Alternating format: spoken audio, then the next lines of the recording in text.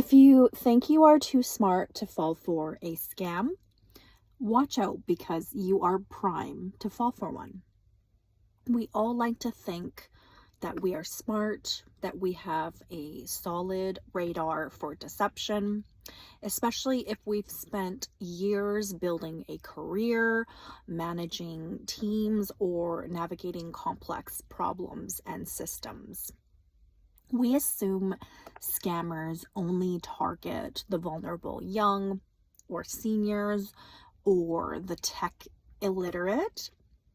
But that exact assuming confidence is how smart people fall for scams every single day.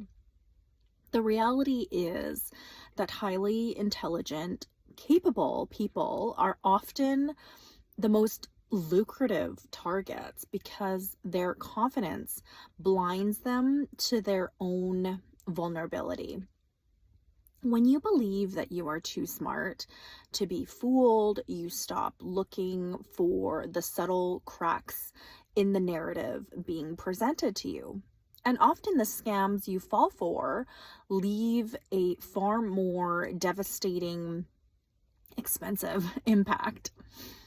Con artists don't always use sloppy emails with broken grammar.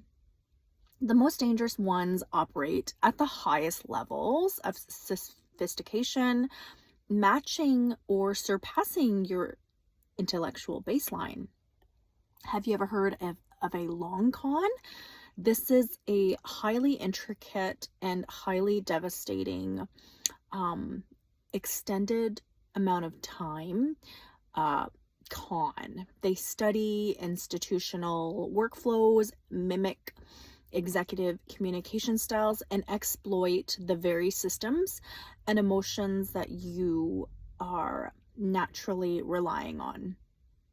If you're a professional used to making fast, high stakes decisions, your speed becomes your vulnerability. A sophisticated fraudster will engineer a scenario that demands an urgent response, relying on the fact that your busy brain will prioritize problem solving over skepticism. They lean heavily into your areas of expertise, presenting opportunities or crises that look exactly like the complex issues that you handle every day. By framing the scam within your comfort zone, they bypass your critical defense mechanisms because the situation feels entirely familiar. It's a psychological exploit that flips your natural intelligence on its head, turning your analytical skills into a confirmation bias machine. Once you accept the initial premise of a clever deception, your brain will actively work to rationalize the anomalies to maintain your sense of being in control. We often assume that falling for a fraud requires a lapse in logic or a level of intelligence, but it actually just requires a lapse in emotional awareness. The most effective deceptions don't appeal to your stupidity. They appeal to your pride, your desires, or your fear of missing out. The closer a request looks to your standard routine, the less likely you are to double check for its authenticity. You sign off on a routine looking offer or request easily.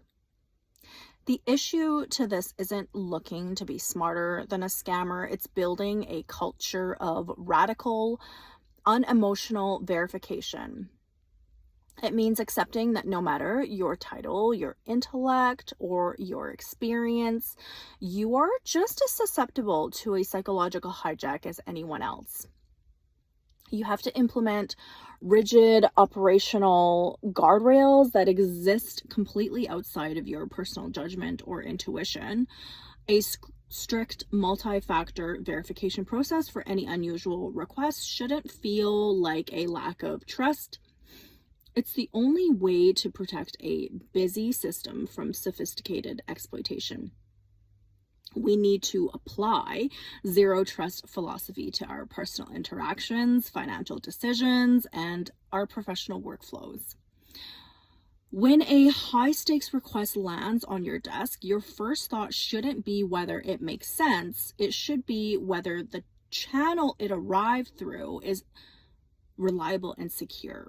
It requires a deliberate slowing down of our cognitive processing, especially when a situation triggers an immediate emotional response like urgency or panic.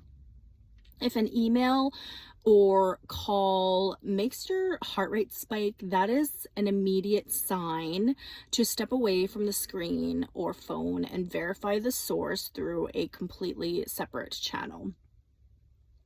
The smartest people in the room are often the ones who are most comfortable admitting they don't have all the facts in the moment. Cultivating a specific brand of intellectual humility is your ultimate defense against the psychological manipulation that fuels high-level fraud. If you can separate your ego from your decision-making process, you remove the primary lever that a con artist uses to move you. They want you to act quickly to prove your competency, so that your best counter move is to act deliberately and embrace the friction of validation. It's about recognizing that sophistication is a tool used by both sides of the table, and the moment you assume you've outgrown the risk is the exact moment you become the prime target. Staying safe in a highly connected world isn't about being infallible. It's about knowing exactly how easily you can be misled and building your defenses accordingly.